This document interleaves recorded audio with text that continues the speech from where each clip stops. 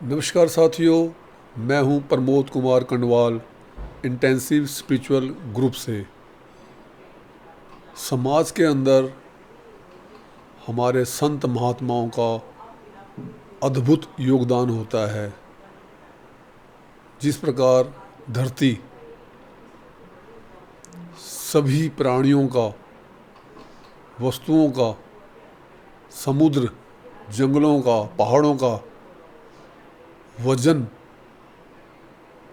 संभालती है, उसी प्रकार संत महात्मा इस जगत के अंदर मानव व्यवहार तथा उसके चरित्र का निर्माण करते हैं।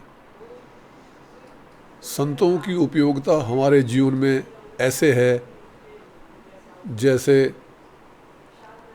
हमें भोजन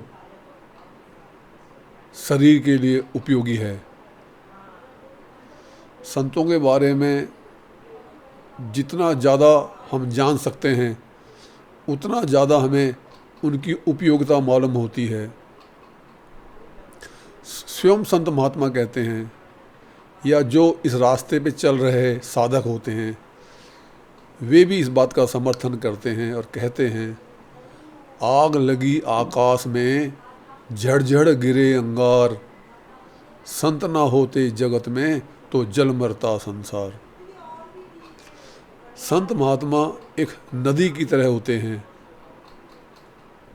जो किसी के पास व्यक्तिगत रूप से तो नहीं जाते, लेकिन यदि कोई व्यक्तिगत रूप से उनके पास आ जाता है तो भरपेट पानी पिला भी देते हैं। और जो उनकी संगत करने लगता है, जिनको साधु संतों का महत्व समझ में आने लगता है, उसको धीरे धीरे वो संत महात्मा फिर तराशने भी लगते हैं। जब वो देखते हैं कि ये भक्ति बड़ी ईमानदारी, मेहनत से कर रहा है, तो फिर वे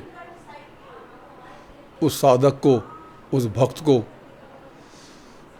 आध्यात्मिक मार्ग में आकर्षण पैदा करने के लिए, जिस प्रकार से फिल्म उद्योग के अंदर फिल्म निर्माता फिल्म का आकर्षण बनाए रखने के लिए छोटे छोटे ट्रेलर सिनेमा हॉल में दिखाते हैं, उसी प्रकार से संत महात्मा अपने साधकों को छोटे छोटे अनुभव या ईश्वर के झलक या दर्शन समय समय पर करवाते रहते हैं।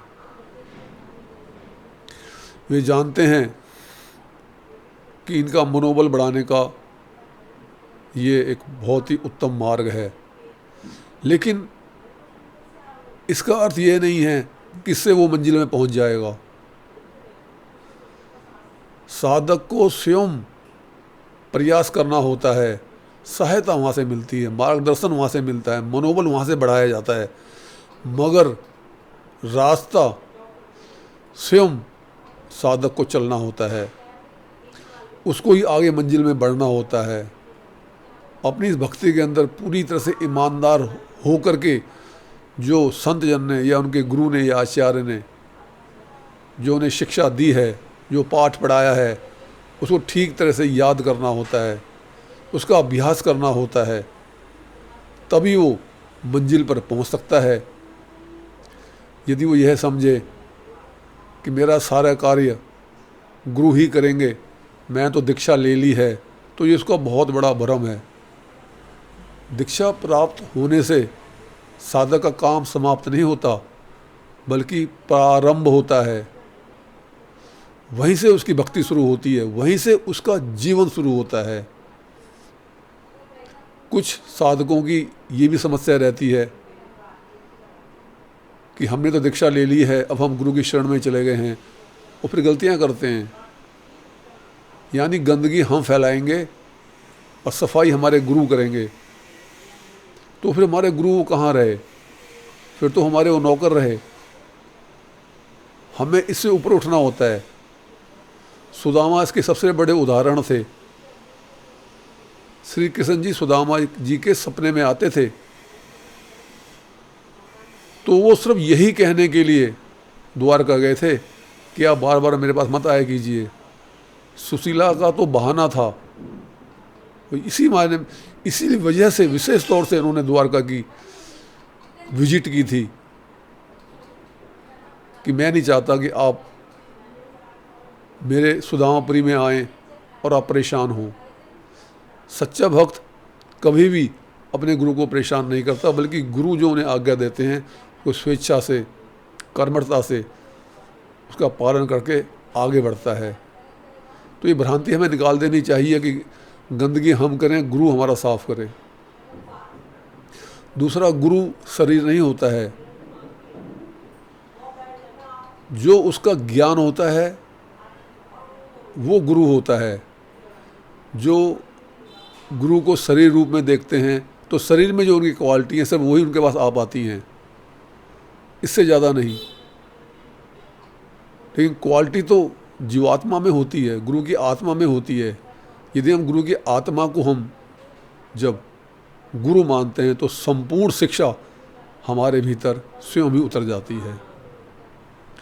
यह भेद हमें समझना होगा, क्योंकि शरीर तो हर व्यक्ति का हमेशा अपवित्र ही रहता है जब से वो जन्म लेता है, और जब शरीर छोड़ने के पश्चात उसका दाह संस्कार होता है, वो चाहे आम व्यक्ति हो चाहे साधु संत, शरीर तो कभी पवित्र हो ही नहीं सकता।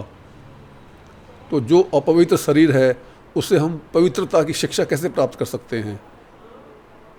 तो कोई भी साधक अपने गुरु आचार्य के शरीर को शरीर की तरह ही समझे और जो उसका जो ज्ञान है उसको प्राप्त करके आगे बढ़े। यही होते हैं गुरु। किसी का शरीर गुरु ना होता है और ना ही हो सकता है। और साधक को यदि अपनी तरक्की करनी है, इसी जन्म में यदि उसे अपना उद्धार करना है, तो उसको मेहनत करनी होगी। जो आचार्य, जो गुरु जो उनको शिक्षा देते हैं, जो साधन बताते हैं, उसका उन्होंने ईमानदारी से पालन करते हुए अभ्यास करना ही होगा। यदि आपको यह वीडियो पसंद आई है तो आप चैनल को लाइक तथा चैनल को सब्सक्राइब कर सकते हैं। गुरु भगवान सबका कल्याण करें।